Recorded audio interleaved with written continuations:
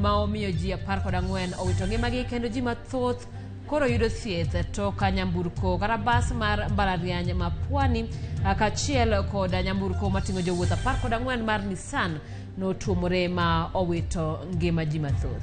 Ramogi bende nitiere weche motenore kod omenda monego bed ni piny owacho chwalo ne counties makoro giyango ni gionge kod omenda ka bende gikia kuma mago magibiro chwalo ne counties biro wuoke. Bende wantiere gi twak ma jalup jatend piny Kenya Rigathi Gachagua bende obedo godo mana toka kweth mar Azimio la Umoja One Kenya Alliance osebago ng'anyo mare county ni Nairobi ne otwak e gwenge mag Mombasa. Magi to kod mamoko magi weche maomiyo pek.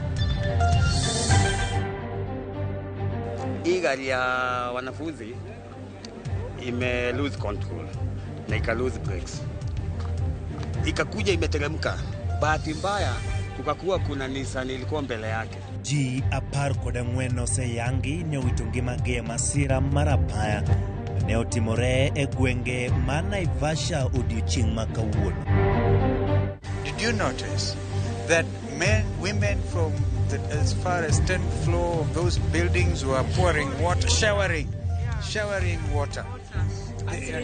Kweth siasa mar Azimio la Umoja One Kenya Alliance bago ng'anyo mare mar adek ka jofwambo yudo hinyruok e rakruok mar obila gi johera mag Azimio. We disburse money when we have it. There is no reason why we sit on money when we have. We should disburse.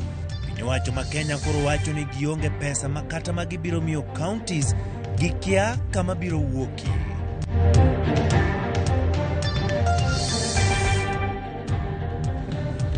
Machiegni kendo nyako Ramogi pani nyalo tudori kodwa namba mar ote machuok manari adeka auchiel nono bende yudo wakanye mbui mar Facebook, YouTube, Twitter kachiel kod Instagram. Nyinga Simfros Okinda. Machiegni nyakoro mgajwang bedo kodwe chakruok nyaka giko. Nyinga Ochieng' Emmanuel, jaluko marwa en Elizabeth Otieno. Ji 14 oyangi ni owito ngimagi ka moko 40 medo yudo thieth bang' masira makoch mane otimore apaya matudo Naivasha kod Nakuru. Masira noriwo bas mar mbalariany ma Pwani kod nyamburko ma ting'o jowuoth. Wachore ni gach mbalariany otuomo mong'ielo matatuno toka ne brakes mage ochot. Asa uchelo odiochieng' jodak makayole boma ma Naivasha nogole utegi gi dich mamoko kod koko mane wuok e bas ma mbalariany ma Pwani manene ni ng'wech mamalo ka goyo hon kendo moko taya te. Masira notimore kind bas mar mbalariany ma Pwani kod nyamburko mating'o jowuoth mar Nissan. Hani vile kumeenda, hii gari ya wanafunzi ime lose control na ika lose brakes, ikakuja imeteremka. Bahati mbaya kukakuwa kuna Nissan ilikuwa mbele yake, ika slow down juu ya kuruka brakes, kuruka bump, ikapigiwa honi na ikaachiwa mataa. Still haikuondoka kwa barabara. In case hata ingeondoka tu kidogo, huyu dereva wa basi angeweza kuslice hii lori inapanda na hii Nissan. OCPD ma Naivasha Samuel Waweru oyango masirano kaolero ni bas noting'o jowuoth mane dhi e piem mar tuke e mbalariany ma Eldoret. Owacho ni break mar gach Pwani University ne riko chot momiyo tuomo Nissan mane chung'e ginga paya. Tumesefu watu wengi, lakini wengi kwa Nissan wameenda tu hivyo tukiona, na lakini wengi tumeweza tumeokoa wakaenda district, na tunashukuru Mungu tu kwa hiyo. Juu hiyo ajali ilikuwa kidogo. Nyamburko ariyo gono bayo monyumore bugo kendo nego ji 8 kanyo gi kanyo. Jomoka uchiel no yang tho margi od thieth ma Naivasha Sub County Hospital. Achiel kuom joneno Ruth Wambui wacho ni mana nyathi achiel kende emane oresi e Nissan mane opong' thich kendo nochomo Nakuru. Kuna mtoto ambaye ni mdogo ametolewa katika ile Nissan akawa wakupelekwa mahali pale hospitali, alikuwa ameguswa kidogo, lakini wale ambao walikuwa kwa Nissan wote karibu wote ni kama hawakuwa hai. Mimi ni mkaaji hapa Kayore Naivasha. Mimi tu nilikuwa nimetulia kwa lami vile kawaida mtu anatukuja kutulia. Gari yenyewe hiyo basi ya shule ika lose control, ika brake, ndio ilikuwa na shida na breki. Sasa ndio dalili yake tu zenyewe ilikuwa inaonekana. Hiyo ikakosa kuwa na control vizuri, ikakuja ikagonga Nissan kugonga Nissan ndio yenyewe ikakuja ikaanguka hapa. Mimi nimekuwa mmoja wao wa kuokoa majeruhi, kwa sababu hata kuna mmoja nimembeba kumfikisha hospitali akakuwa amekufa, ndio tena nikarudi hapa kufanya hiyo kazi ya bado kutoa watu kwa hiyo gari. MCA machon mar Lakeview Simon Wanyoike wacho ni karapayano okber ka kuom dweche ariyo mosekalo masicha auchiel osetimore. Wanyoike oseyo kama pi maricho luwo mayande kolosi kuom masichego, komedo ni gisebedo ka giluongo KenHa mondo lose, kata kamano pok giyudo kony. Mtaro tuliwekewa hapa, kama hawataufunika juu basi isibwa kabisa, sababu kama ule mtaro haungekuwa pale, ile gari yale maisha tumepoteza pale haigepotea. Wakati walikuja wakijenga hiyo mtaro tulipiga, lakini wale mainjinia walikuwa wanatengeneza, walituahidi ya kwamba watashiba ule mtaro na wafunike juu. Ringre joma wito ngimagi otere kar kano ringre ma Naivasha Sub County Hospital. Ng'anyo mag riwruok mar Azimio e kar chung' od bura ma Mathare okawo tielo mopogore bang' joma mine kod nyithindo wuok oko kendo ywak ne obila mondo mi giyweyo kuom iro malungo wang' ma giwacho ni hinyo ngima nyithinde udi. Kaka jafumbo marwa Chris Owino leronwa Weche go jiwo jatend piny William Ruto kod ogai mar Azimio Raila Amolo Odinga mondo tim twak kaka yo mar tieko ywaruok e kindgi kendo kelo fuong'ruok ne jopiny. Jodongo ne ogoyo ngero ni ng'ama miyo emong'eyo lit mar nyodo, ma oyangore odiochieng' ma kawuono kar dak ma Mathare namba 10 e kar chung' od bura ma Mathare. Bang' juma achiel mar muoch mar magina, rakruok kod kite, kaachiel gi wito iro malungo wang'e kar dak ma Mathare namba 10, Weche kod nyithindo owuok oko kendo wacho ni oromo.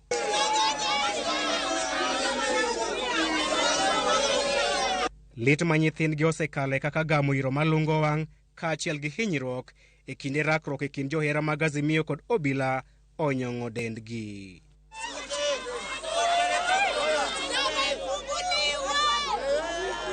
Kata runge mag obila bende oywa ng'ich bang' winjo ywak mag Weche go kendo chuno obila make johera mag Azimio kod iro malungo wang' mondo owinj ywakgi. Ne jatend piny Dr. William Ruto kod ogai mar Azimio Raila Odinga kwayo en achiel, waol kod lweny, wadwaro kwe.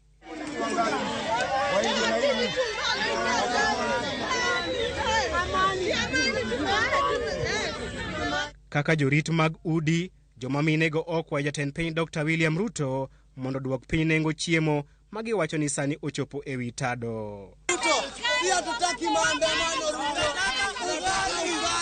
Maisha yende chini bana. Kata odoko ni riwruoge mag kedo ratiro mag jopiny osebedo ka seyo obila kuom tiyo marach kod teko margi, obila odhi nyime kod diro iro malungo wang' ne Weche go. Motelo ne mano, rowere oyawo pap ne tugo mar oyeyo kod mbura e kindgi kod obila e kar dak ma Mathare namba 10 bang' obila tamo gichopo e wang' apaya ma Juja Road e ng'anyo margi mar sundo piny owacho mar Kenya Kwanza mondo duok piny pek mar ngima. Kuom thuolo mar ariyo e bwo juma achiel, kar dak ma Mathare namba 10 ne en pap mar sinema e kind obila kod johera mag Azimio mane timo ng'anyo e wi idho malo e nengo mar ngima. Chris Owino, Ramogi TV, Juja Road, Nairobi. Erokamano nya Chris, kendo Emmanuel aparo ni kanitiere ng'ata mane de gomb winjo ote, taparo ni minego ochopo ote margi ponono nitiere it mane dwaro winjo. En wach ma lit ahinya, kendo en wach ma mulo chuny dhano nikech minego kowuok oko gi ywak ni gin gi nyithindo matindo koyuo iro ma lungo wang' tear gas. Joma bende wacho ni pod korgi pod yom nyalo kelo midhiero mathoth, lal mar ngima to kod tuoche mamoko. Koro ka jotendwa winjo wachno, giwacho ni ngima oidho malo, kwe be gidwaro, nengo be koro duoknegi piny. Ponono nitiere ng'ama ite ni oko to winjo mondo mi kwe obetie kendo gik moko odhi yo makare. Kamano. Kawadhi nyime ni jofwambo buora yudo hinyruok ma opogore seche mane gin e yor tich ng'anyo mane bag kod kweth mar Azimio la Umoja One Kenya Alliance e boma ma Kisumu kod Nairobi. E boma ma Kisumu, jafwambo marwa mar All Media Services ne ohinyore ka oringo yombo jonjore mane omonjogi kama ne gigoye picha ka bende gige mag tich ne okaw. Poro dhi mbele gi thieth e osiptal moro e boma mano e boma ma Nairobi. Jofwambo mag ute fwambo kaka Nation Media Group kod Standard Group mane nitie ng'anyo mane otele gi ogai mar Azimio Raila Odinga bende ohinyore sama obila ne rakore kod kwethno. Jofwambo gi bende pod dhi nyime kod yudo thieth e kuonde thieth mopogore opogore.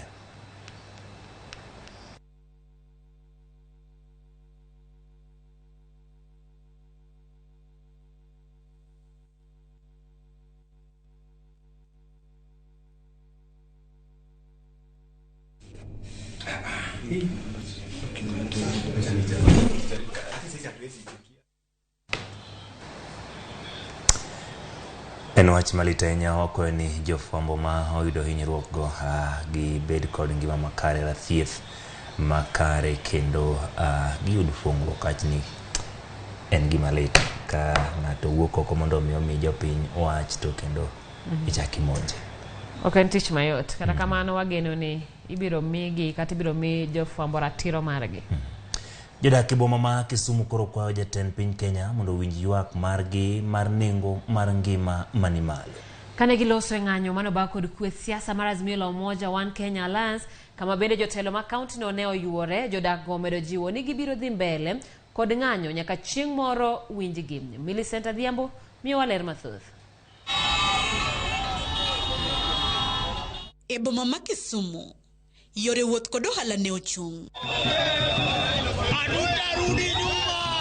Oganda omako apaya mar ng'anyo ne pek mar ngima. Ne gichwalo ote mar pek magiwinjo kokalo kuom tung' mag sufuria, sende gi okombe mane gigawo e ng'utegi. Kata obedo ni ng'anyo go ne odhi nyime Kisumu odiochieng' ma kawuono, arita ne omedi e ondamo mamalo. Jong'anyo ne temo rakore kod obila e alwora ma Kibuye kod Patel Flats kuma ne oketnegi ageng'a motegno mondo kik gimuom gidonje chuny boma. Rakruok no ne okonyago lemo ka kite kod iro malungo wang' ema ne wilore e kor yamo kaka sa sudo e kind obila kod jong'anyo. E ng'anyo no jotelo mabende noyiere lemo mopogore opogore e kaunti ma Kisumu okodong' chien mana kaka ne gitimo chieng' ng'anyo ma wuok tich.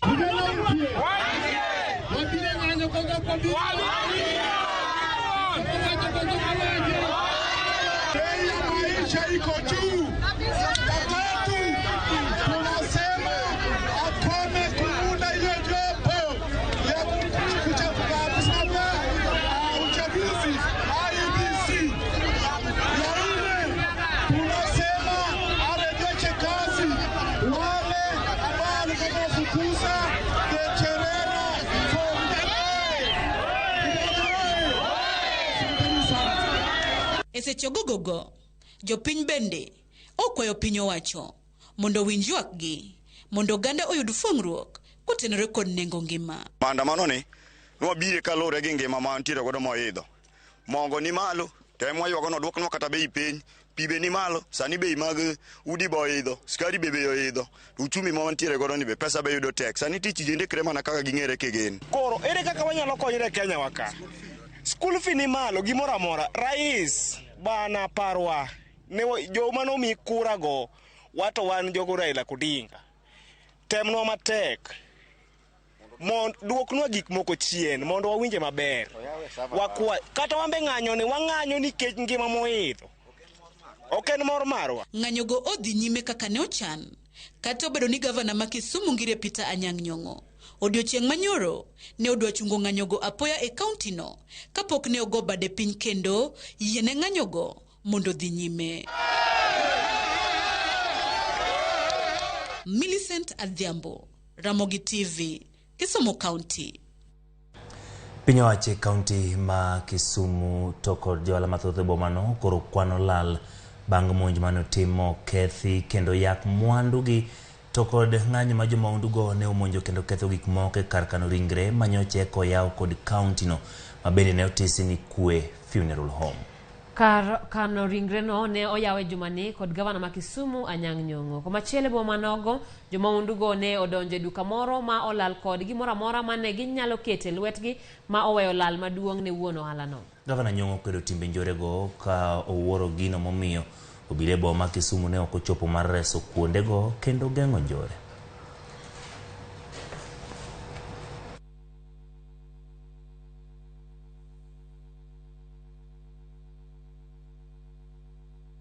Nimefanya mimi mali yangu nafanya hivi. Makosa gani nilifanya? Watu wa Kisumu uko na shida gani na mimi? Shida gani wako na mimi? Watu wa Zimu uko na shida gani na mimi? Hii ni property yangu, private property yangu. Hata hakuna piece moja imebaki hapo ndani. Zote ndio hiyo. Ndio hiyo imeenda. Inaenda wapi? Mimi naenda wapi sasa? Ninaenda wapi? Naenda wapi mimi? Nitaenda wapi? Niko na watoto, niko na family, nitaenda wapi mimi sasa? Nitaenda wapi? Nini? Super.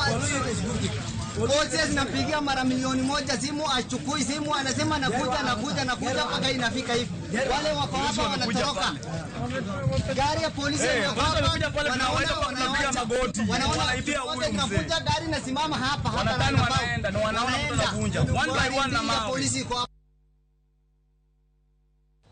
Ogai marazimio moja One Kenya Alliance Raila Odinga koroseo bila kuom tiyo gi teko mathoth seche mane gibago ng'anyo e kar dak ma Pipeline Nairobi. Kane loso kod jofwambo toko bila ketho ng'anyo makamano, Odinga bende ne ochao pinje wagunda mowacho ni koro dok nyakonchiel siasa ma pachoka. Ogai nogo marazimio medo ni pod gibiro bago ng'anyo e pachoka ka okwayo johera mag-gi mondo wuog oko kendo wuok tich juma mabiro e ng'anyo makamano.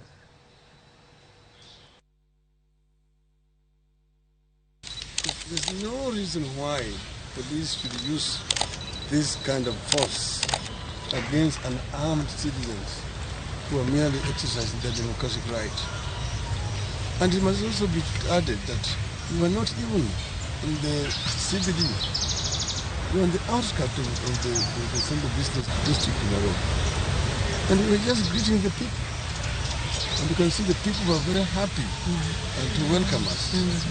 And we just moved around, addressing them, talking to them, and leaving. Jalub jatend piny Rigathi Gachagua ramoni onge twak mabiro timre kind jatende William Ruto kod ogai marazimio One Kenya Alliance Raila Odinga. Gachagua lero ni twak manyalo betie en mana maneno kaka Odinga dhi e yueyo kendo were kod weche siasa e yore mamalo. Jalub jatend piny Gachagua medo ni twak magidwaro en ni mondo Odinga odhi e rutaya kendo chiw thuolo ne sirikand Ruto mondo chop kare singo mane gimiyo jopiny. Gachagua ni olose boma Mombasa kama ne opuoyo jodak kuom keto kwe kendo rem tiyo mo ng'anyo kata bedo ni alwora ma kadho nam chumbi en achiel kuom kuonde ma Odinga yudoga e sir malong'o e kinde yiero.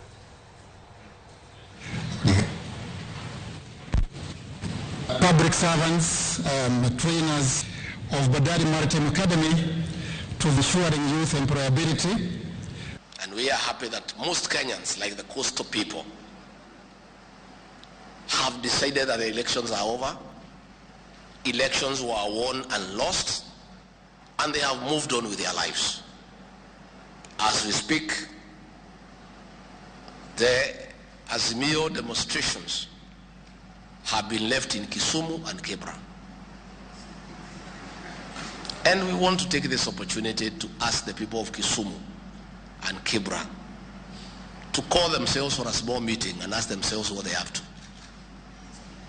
When the rest of Kenyans are moved on, you are just there being used by somebody for his own selfish ends. The coast people know more than anybody else how they have been misused. We have told our international partners who are pushing us to sit with Raila Odinga. We have told church leaders who are telling us to sit with Raila Odinga that we are willing to sit with him, but not to discuss his forceful entry into government. We are telling our friends that we cannot violate the constitution. Obila orito dala gi jatend piny machon Uhuru Kenyatta ma Ichaweri County ma Kiambu. Obila moko bende ne ogoyo kambi dala jatend buch na Kenya Martha Karua e alwora ma Kimunye County ma Kirinyaga. Kaka Judith Omondi lero bilano keyo jonjore moko mane temo ketho chiel elo familia Kenyatta manitiere Kedong e kaunti ma Nakuru. Karo Nyango. Dala jatend piny Kenya machon Uhuru Kenyatta maicha weri e kaunti ma Kiambu. Obila fwadhore koni kod kocha. Obila more sub kaunti Magatundu South mane okwayo mondo meki kiyange ne okonia apisa magarita kwe mathoth ne omitich mar bet kuro odiochieng' mangima kod otieno duto makawuono. Okoni ma en achiel kuom chenro ma piny owacho keto mar geng'o monj kaka mane otimore chieng' wuok tich e puoth Uhuru ma Northlands e kaunti ma Kiambu. Kata kamano, jonjore moko to ne oyudo fuok kendo monjo puodho moro ma wachore ni mar familia mar Kenyatta e kaunti ma Nakuru. Jonjorego nochako ng'ado waya ma ochielo puodhono ka gikoni gidwa pogo puodhono e kindgi. Kata kamano, obila nochopo mokeyo jonjorego oko. Komachielo, obila ne oluoro dala jadito mar Azimio Martha Karua makimunye kaunti ma Kirinyaga ka gimanore kod gige lweny. Jatend obila makono Edward Ndirang'we yoro ng'we yamo oko ni obila ne chiwo arita e alworano mar geng'o monj madipoka ne oluwo ng'anyo makawuono.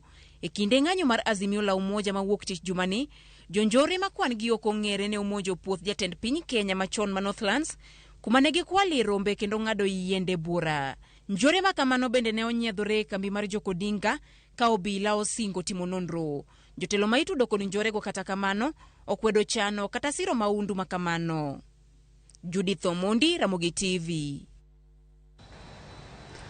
Mine mawuok kar chung'od bura Magatundu South koro dwaro moro jalup jatend piny Rigathi Gachagua okwang'wono kuom mangina Kenyatta kuom koso rito mwandune. Mine gi mane loso gi ichwang' bende okoyo jatend piny Kenya William Ruto mondo tim nonro e monj mar puodho man Northlands kendo kawo okang' mar chik ne jomaundu mane oketho puodhono. Mine mawuok kar chung'od bura Magatundu South owuok oko mar kwedo monj mane otimore chieng' wuok tich jumani e puoth anyuola mar joka Kenyatta mantiere apaya mar Eastern Bypass. Mine go koro dwaro mondo jatlup jatend piny Rigathi Gachagua okwamo mangina Kenyatta ng'wono kuom rem chiwo arita makare ni mwandune e kinde ma jatend piny William Ruto ne nitiere piny German. Janga hili ilifanyika tukasikia baya sana sababu mama ni wa Katundu. Na vile tunasikia buziaska zote zimekatakato, miti yake na katakato. Ni watu, na hiyo watu wote wanajulikana. Tunasema Gachagua ni mtoto yetu na ni brother yetu. Na sasa sababu ndio mdogo ya president na ya Ruto na naona hiyo maneno yote ndio anaonanga kaambia Ruto kunaenda hivi. Aende afanye pole kwa mama. Ndio maongea na mama alafu ongeza na mkubwa wake hiyo president mwambie hiyo maneno inaendekana si mzuri. Minego dhi nyime lero ni bedo ni obila nokoso chopo reso puodhono e kinde manejo maundu moting'o gik lweny makoch nochopo kanyo nyiso ni nitiere kaka monjno nosepang chon ka giwacho ni en gima onyiso tend piny Kenya e picha marach. Giko piny Kenya mondo onon monjno matut kendo kum joma oyud gi ketho mar monjo puodhono. Ile maneno tumesikia tumesikitika sana na hiyo maneno. Hata tukajiuliza kwa roho zetu, tukajiuliza tunasimama wapi sisi watu wa Gatundu. Tunataka ulinzi, tunataka mali ya mama ngina ilindwe na His Excellency the President Ruto. Kwa maana yeye ndio mwisho. Akisema ifanywe itafanywa. Akisema kama ni majeshi ikuja ilinde mali ya mama ngina itakuja kulindwa. Kwa hivyo tunamuomba kwa heshima His Excellency Uhuru Ruto.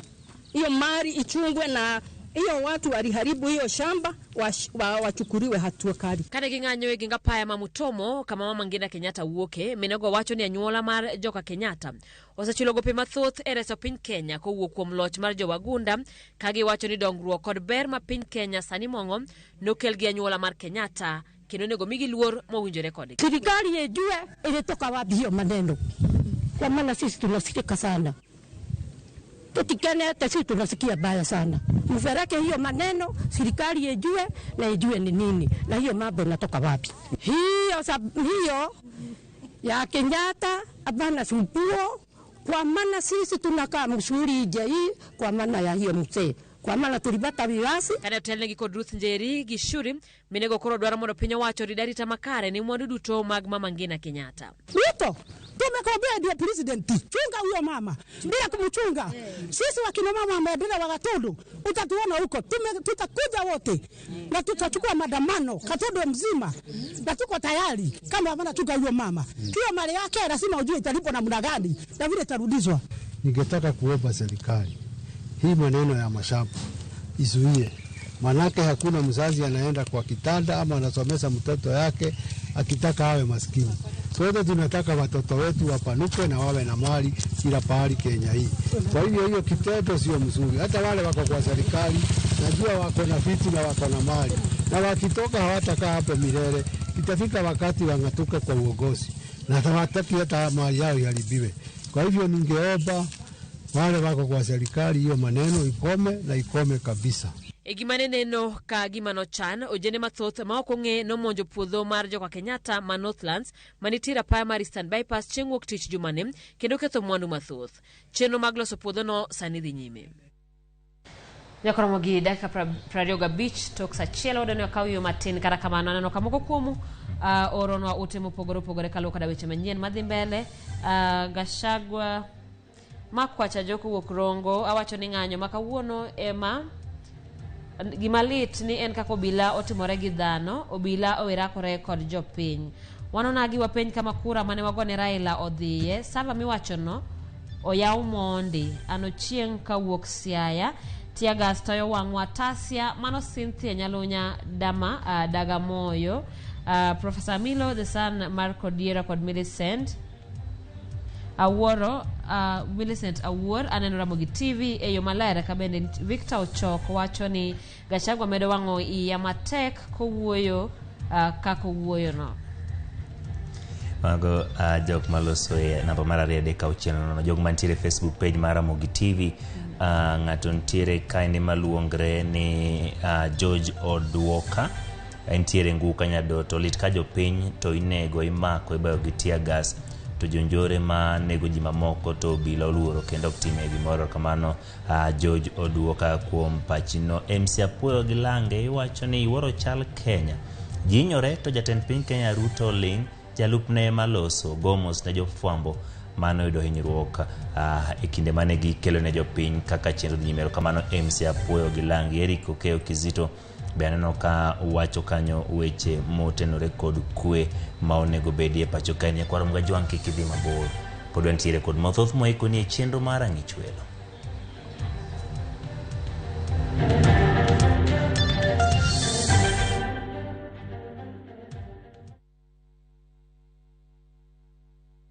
Jijenge na shilingi 1500 guaranteed kila wiki kwa kucheza Kaende Jackpot. Shiriki kwa kutumia 50 bob pekee, cheza na Autopic kwa kutuma neno KJP kwa 29063. Not for persons under the age of 18. BCLB number 416.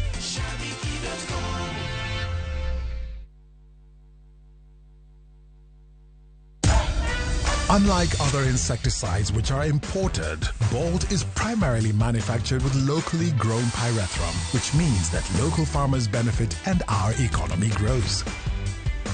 Buy Kenya, build Kenya.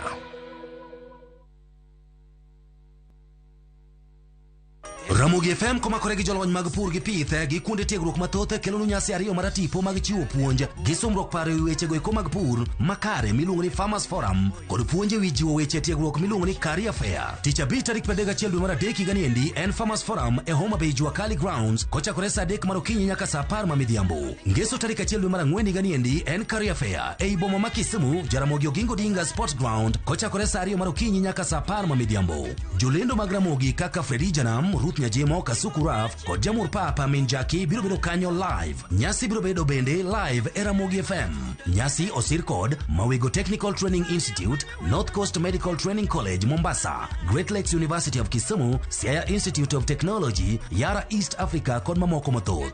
Jangolo Javan Makajudo biro bedo chop chon e Champum.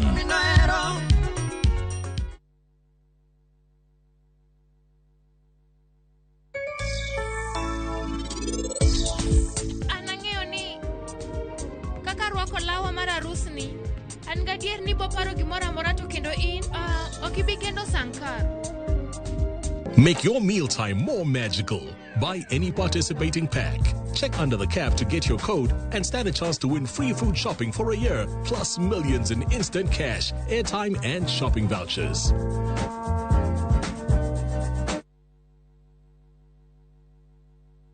Ne wapenjo mine ma pacho kae mondo nyiswa gino magirango e mo mar lotion. Kawuono wadwa pimo kind mo mar lotion manengone ni malo kod mano manengone ogonyore. Ang'o momiyo ichulo omenda mang'eny? Nyiew Nice and Lovely Body Lotion en yiero makare kendo madeo fuki. Oyomo pien del, ober kendo ibiro here. Yier lotion namba 1 e Kenya kae.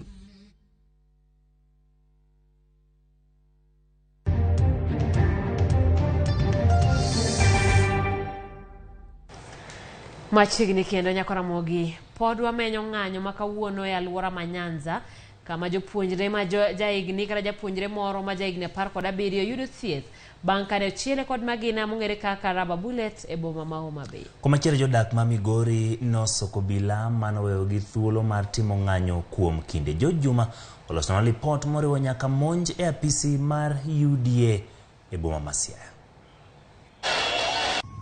Ng'anyo ma Migori ne obedo e yo mamuol e seche mag okinyi nyaka saa 9 mar midhiambo. Luoro nomiyo johala oloro tijegi ka apaya mowuok Migori nyaka Isebania bende ne olor kod jogo eko mane obago ng'anyo. Gima wawacho ni Raila nyaka timne nyaka ochiwne gima wawacho. Sava mar piny mar Kenya sava nyaka timnade nyaka yaw. Wadwaro ni wadwaro ni mafuta nyaka duok piny ni japigo. Mar ariyo kama koro wagiteni Raila Odinga ogoya gi tiaga sendara.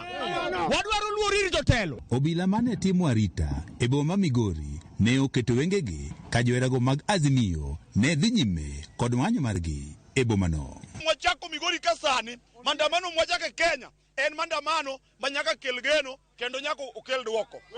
Bei mar mogo nyaka dog chien. Wadwani jotendwa duto mar Migori County mondo riwre gi jende mag Migori County mondo tim mandamano mar kwe. Ok ni wan wuon jotelo mano yier oling to timnade to jopinye mawuok oko kendgi. Kata kamano kane oromo saa 9 kod dakika 20 ng'anyo mar kwe ne olokore mar ng'wech.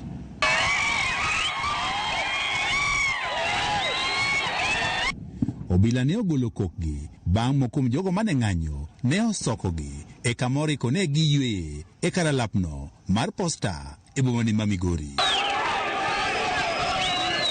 Obila mane oriko ne opondo ne orakore kod jogo mane ng'anyo ka gitiyo kod irogo magolo pi wang'. Moko kuom jogo mane ng'anyo bende ne omanore kod iro malungo pi wang' mane gikuoyo kuom obila. Kendo chakre sani vijana wan wuok oko kar rombu kaka wasebedo ni. Mandamano wadwa timo kila wuok tich gi tich ang'wen. Onge gimiluongo ni handshake, mano gima wadagi. Namba 2, jogo manodhi moketho gigi Uhuru Kenyatta gi gigi Raila nyaka makgi maketgi e custody. E kaunti ma Homa Bay, ng'anyo ne owe japuonje moro kod hinyruok karore ne ochiele kod magina ma ong'ere kaka rubber bullet.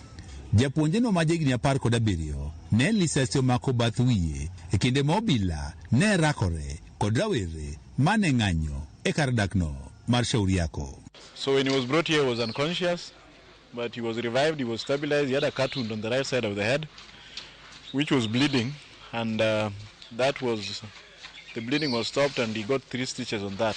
During that stitching, he regained his consciousness, and from that time he has been conscious still. He's stable now.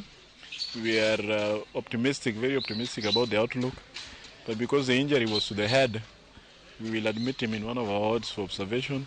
Ng'anyo mar Azimio ne orocho chenro mag ohala kod yore mag wuoth e bomano ma Homa Bay kane ochuno obila mondo kejo ng'anyo ka gitiyo kod iro malungo pi wang'.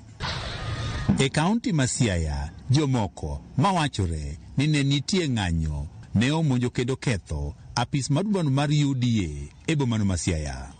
Ng'anyo ne ochakore kod mulo e bomano ma Siaya kod gwenge mamoko. Bang'e to jong'anyogo ne ochomo apaya matudo Siaya kod Ulanda kama pis ma UDA nitiere kendo ne gidino apayano. Ne ochuno bila mondo ke jong'anyogo kod iro malungo pi wang'.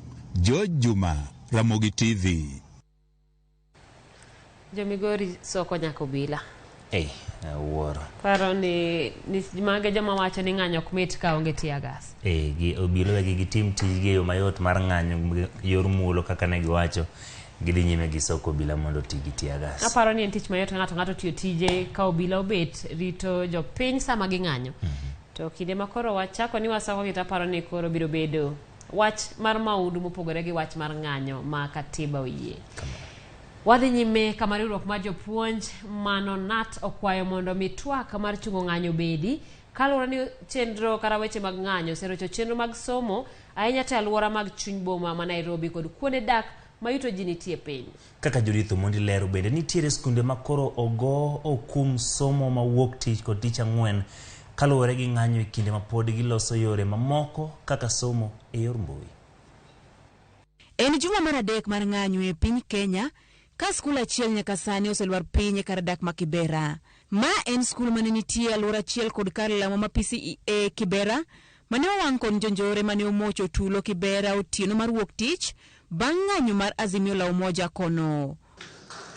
Wachni kod mamoko kaka luoro wi ngima mar jopuonjre kod jonyuol e skunde moluoro chuny bombe ma itimie ng'anyo juma ka juma koro miyo riwruok mar jopuonj mar NAT okwayo piny owacho kod kweth maketo sirkal tesre mondo mi obed piny kendo twag mondo mi ng'anyo rumie pacho ka. Riwruogno koni kalenda mar somo nyicha eka odokie wang'e bang' muoch mar midhusi mar coronavirus. Bende gikoni somo mag junior secondary nyicha eka ochakore kendo nitiere rem ma owinjo losi magi gilero ni ok nyal dhi nyime ka ng'anyo mag dhao bedo juma ka juma. Wach makoro ijiwo kod jolony mamoko mag somo bende. Gikoni klese 4 ikore ne penj madongo miyo winjo gibed kod kinde malong'o mag somo. Wakati ambapo matokeo ya KCSE yalitoka ya mwaka uliopita ni kwamba kuna wale ambao waliweza kusherehekea kwamba watoto wao walipata A's, lakini ukweli wa mambo ni kwamba watoto zaidi ya nusu walipata alama ya D, na tuliweza kusema ni kwa sababu kulikuwa na interruption kwa sababu ya COVID. Kwa hivyo syllabus haikuwa covered. Sio tofauti na wakati huu kwamba tunaangalia siku 2 kwa wiki watoto hawahudhurii masomo. Skunde moke kaunti ma Nairobi bende nyoro ote mondo mi jopuonjre odong pacho e kinde ma pod gilalore e wi kaka gibiro keto somo e yor mbui e odiochienge ma ng'anyo nie pacho ka. Kama moko mane ochopo to kwan gine ni piny mokalo. Hapa Nairobi mashule mengi hasa sana tukiongelea shule za sekondari utapata kwamba wanafunzi huwa wana commute ili waende mashuleni, na sasa unapata kwamba hata tukija huku kukuwa na public transport kwa barabara. Kwa hivyo ni kwamba kuna watoto wengi sana ambao hawajaweza kwenda shule siku ya leo. Monday pia ilikuwa vile na last week pia wakati ambapo maandamano yalikuwa launched. Kwa hivyo ni kuuliza kwa unyenyekevu sana, tunaweza himiza serikali wale ambao sasa ndio wako kwenye viti wafanye juhudi kwa haraka sana, na ili watu waweze kuketi chini, watu waweze kuongeleshana, watu waweze kujibizana, manake dialogue tu ndio itaweza kusaidia katika wakati kama, manake hatugetamani tena kuona tena next week siku ya Jumatatu, kuona tena hiyo wiki nyingine siku ya Alhamisi masomo yakikatishwa. Counties mamoko kaka mano ma Homa Bay mang'anyo ne ochakore kar saa 2 mar okinyi kawuono. Thoth jonyuol ne ochiwore mar kowo nyithindgi e skul kaka yo mar jiwo arita margi, ka bende kwan mar jopuonjre mane ochopo e skunde kaka Shauri Yako kod skund primar Malek manie chuny bomano ne tin mokalo. Counties mamoko makaluo kuma oriwo Migori, Kisumu kod Siaya bende somo ok dhi nyime kaka pile. Wach mar maandamano ni nyathi nyalo hinyore koro na mane obeda ot kata mana ng'eny ok dhi skul, ng'eny nyithindo ok dhi skul. Jopuonj nowacho ni ka waneno ka piny rach inya bedo gi nyathi e dhot molo dhi gi nyathi e skul to ang' duogo bedo matek. Magi duto kelo luoro ni poni ng'anyo dhi nyime, chenro mag somo biro rochni e bombe ma itimie ng'anyo. Judith Omondi, Ramogi TV.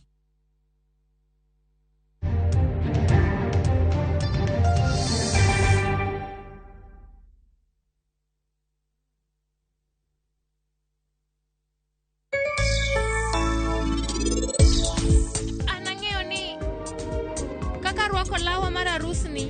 An gadier ni boparo gimora amora to kendo in okibigendo sankar. Make your mealtime more magical. Buy any participating pack. Check under the cap to get your code and stand a chance to win free food shopping for a year, plus millions in instant cash, airtime, and shopping vouchers.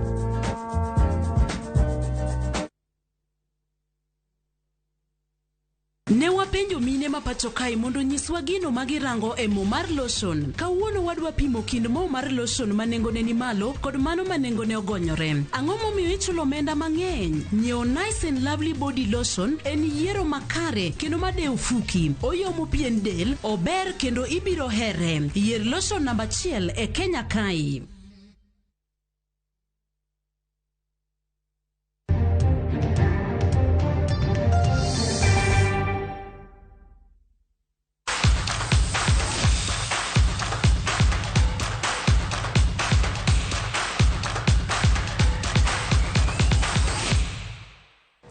Machiegni mesawa matuke tim agoko mar KCB dhi nyime gi timo rako kendo ikore ni tugo mar quarter finals e okombe mar Enterprise ibiro tugi kindi kod tim mar Black Blood mbalariany ma Kenyatta chieng' Jumapil.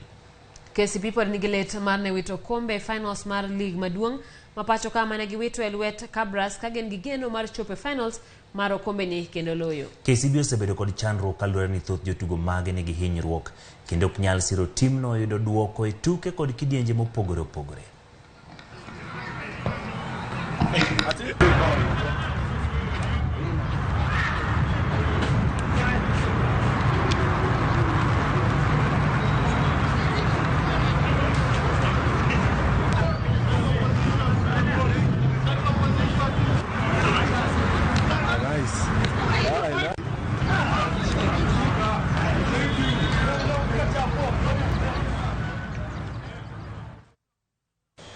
Team Kenya mar rowere mar golf owalo jotugo abiriyo mabiro ting'o bendera mage tuke mag All Africa Junior Team Golf Championship mabiro bago e piny Uganda e kind tarik 15 nyaka 21 dwe ni mar Ang'wen. Timno osebedo katimo rako kama jotugo Lee Kimathi, Krisha, Mikael Kihara kod Junaid Manji biro tugo e kidieny ma yawuoyi ka Chanel Wangari, Belinda Wanjiru kod Audrey Gashora tugo e kidieny mar nyiri.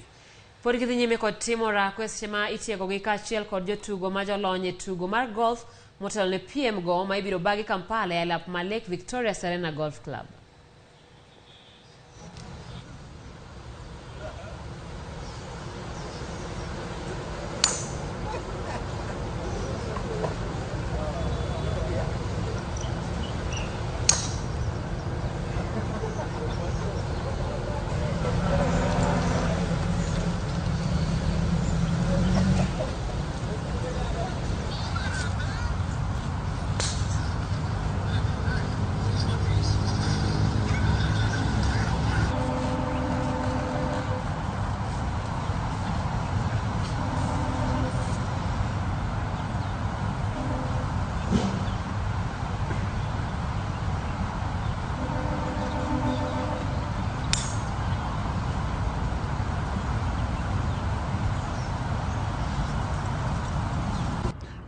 One of the things we did as a Junior Golf Foundation is that we gave the juniors free entry into the event, and they were able to follow the professionals as they played. During the training, we also had some of the professionals come and talk to us about their stories and how they made their life up to the professional level. And I think for me, they were excited because they are able to connect what they are doing now and where they are headed. Jatugo Alexander Mitrovic jaleo mar timba dhula ma Fulham oyango kwa ng'wono tok dhiro refa Chris Kavanagh ikinde tugo mar quarter finals mar FA manologi kod Manchester United gonde 3-1 ka Mitrovic yudo kadi marakwar.